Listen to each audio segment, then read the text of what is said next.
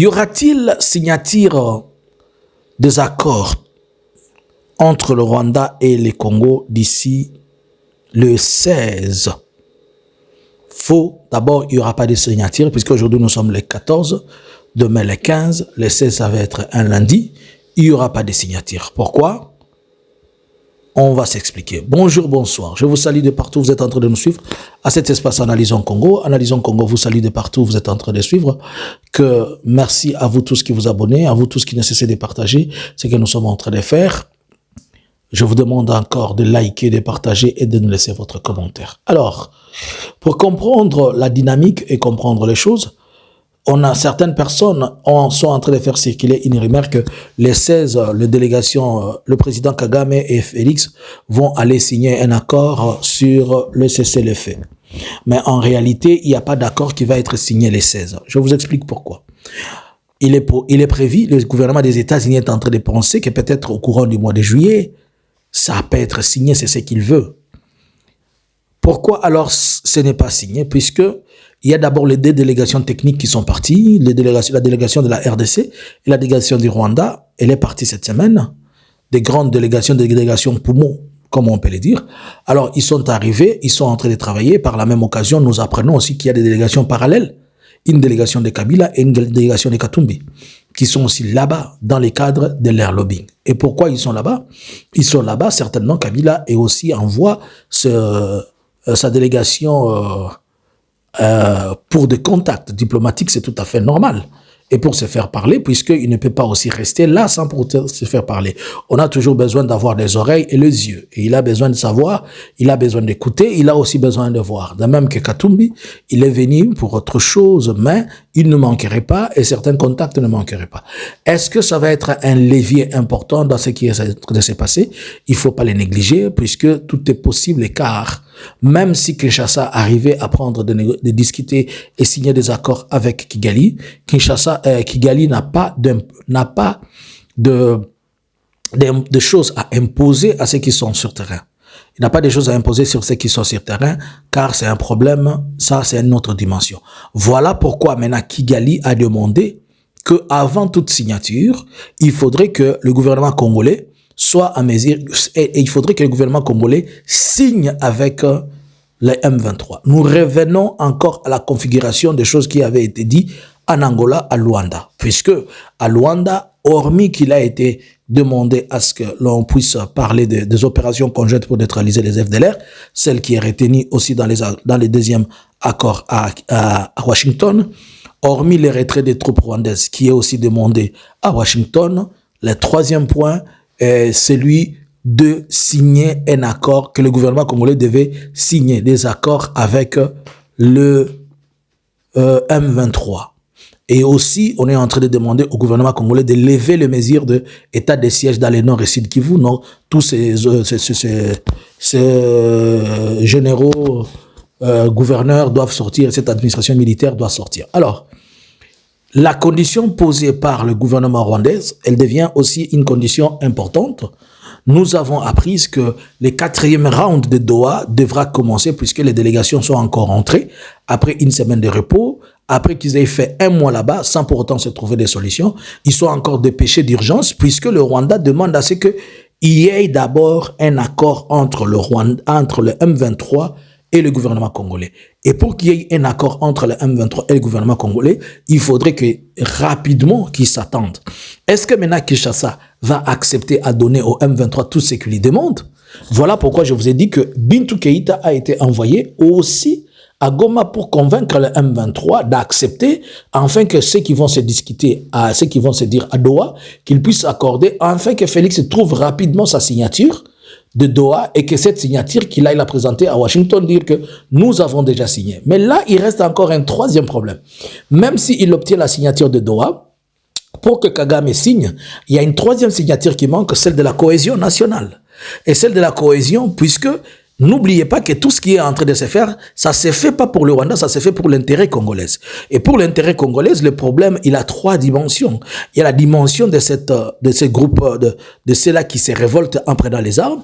Il y a aussi la dimension politique interne. Et la dimension politique interne n'est pas encore résolue. Ils sont en train de discuter avec le M23 à Doha et ils peuvent apporter solution au problème de M23 au cas où ils s'attendaient, mais il y a un problème politique qui est là, notamment la présence des gens tels que Kabila qui sont là, notamment ce que les prélats ont demandé. Est-ce que Félix va dire qu'il ne veut pas de ça, puisque après avoir signé avec le Rwanda, après avoir signé avec le M23, ça sera trouver la solution, ça ne sera pas trouver la solution, puisque ce n'est pas en vain que le M23 a accepté que Kabila se retrouve dans les territoires qu'ils occupent, sachant que c'est un citoyen, il a des revendications, il a des choses à demander.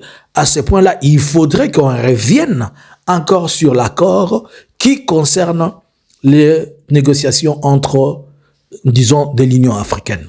Alors, est-il possible que dans les 2 jours, dans les 2 semaines qu'on obtienne un accord? Il est possible, mais je vais vous rappeler que Israël et la Palestine sont en négociation depuis 1981. Depuis 1990, ça a commencé vers les années 70, 60, les années 80, mais c'est en 91 que les négociations officielles ont commencé. Et depuis qu'ils négocient jusqu'à aujourd'hui, il n'y a jamais eu accord de paix. Donc on peut négocier autant de fois que l'on veut, on peut faire 2 ans, 10 ans, 20 ans, mais sans pour autant trouver un accord de cessez-le-feu. Et cet accord de cessez-le-feu peut être obtenu, mais aussi l'applicabilité, elle demande le temps. Et l'applicabilité, pendant l'applicabilité, tout est possible. On peut signer un accord de cessez-le-feu pendant qu'on est en train de le signer. C'est pendant qu'on avait signé un accord de cessez-le-feu entre le Rwanda et entre l'FPR et le Rwanda et le gouvernement d'Abiyarimana qu'on avait abattu à Abiyarimana. Donc c'est pas aussi une garantie. Le problème est tellement complexe pour le moment qu'il a fallu aller avec dans le sens des chemins qui était proposé, mais on est en train de partir trop long. Beaucoup de gens pensent que s'ils signent avec à Washington, on obtient tout. Signer à Washington requiert de certaines choses. Est-ce que le M23 a-t-il dit qu'il a obtenu tout ce qu'il attendait de Kinshasa et qu'il accepte? Est-ce que aussi Kinshasa est d'accord à donner au M23 tout ce qu'il a demandé? Là aussi, ce sont des problèmes.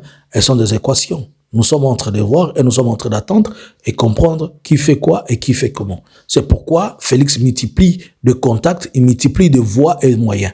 Mais il y a un sérieux problème, c'est celle de la crédibilité même de Félix que tout le monde en doute. Et tout le monde ne croit pas à cette crédibilité. Voilà pourquoi on aimerait l'amener à la dimension où il devra être, pour que ça soit signé, il devra être en mesure de s'asseoir devant tout le monde et parapher cela. Alors, si au cas où à Doha, il y a un compromis, là aussi, ça ne va pas être automatique puisque s'il y a un compromis, ils vont rentrer dans les états-majors, ils expliquent et puis on organise une cérémonie solennelle officielle où les 2 présidents vont être présents et les délégations, les présidents africains et autres vont être présents comme des témoins pour voir cette signature. Donc ça peut aussi, ça va avoir de l'influence sur le gouvernement, sur la décision de Washington. D'autant plus que aussi, le gouvernement rwandais se dira d'abord, il faudrait qu'il ait des garanties que ce qui a été signé soit appliqué pour qu'il accepte, puisque pour le gouvernement rwandais aussi, c'est sa carte ultime de voir que c'est lui qui demande des choses soient à mesure de pouvoir les appliquer. Donc chacun joue à la prudence et chacun joue à ce qu'il fait. Mais pendant qu'on est en train de jouer à la prudence et à jouer à ce qu'il fait, ça se peut aussi se compliquer sur terrain. Tout le monde peut comprendre que les gens ne prennent pas des choses au sérieux.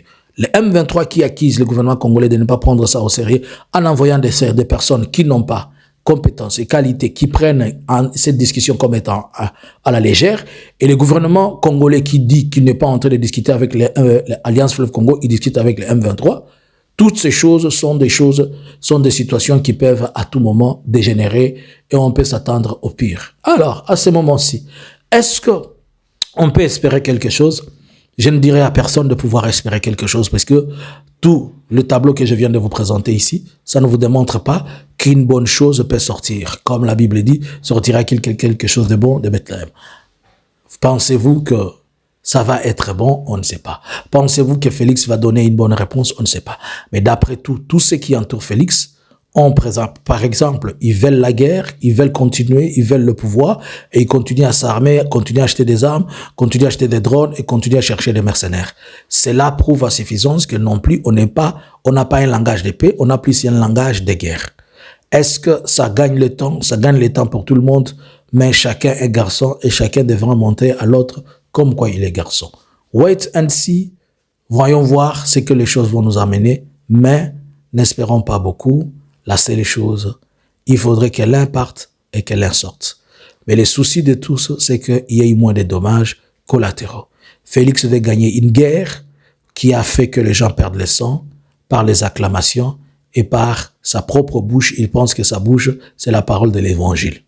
Voyons voir avec sa parole de l'évangile, lui qui sait quoi être Seigneur. S'il est Seigneur dans l'IDP, s'il est Seigneur à Limité, il sait quoi aussi être Seigneur jusqu'à la frontière. Qu'allons-nous dire maintenant? Est-ce que Bintou Keïta est-elle une personne extraordinaire qui a droit de fouler les sols de Goma et sans qu'ils soient inquiétés, et que les Congolais peuvent fouler les sols et qu'ils soient inquiétés? On ne sait pas. Qu'allons-nous dire? Est-ce que maintenant tout le monde est autorisé d'aller voir les M23 et les serrer la main et les parler, puisque l'une des personnes clés de ces choses a été là? Je sais qu'on va manager, on va dire, elle va là-bas, comme la communauté internationale, elle peut venir à Kinshasa, donc la communauté internationale peut faire le va-et-vient, mais les nationaux n'ont pas droit de faire va-et-vient sur leur territoire. Sommes trop, hein? À vous les claviers, que pensez-vous? Pouvons-nous espérer quelque chose de bon ou pas? À vous les commentaires. Bonjour, bonsoir.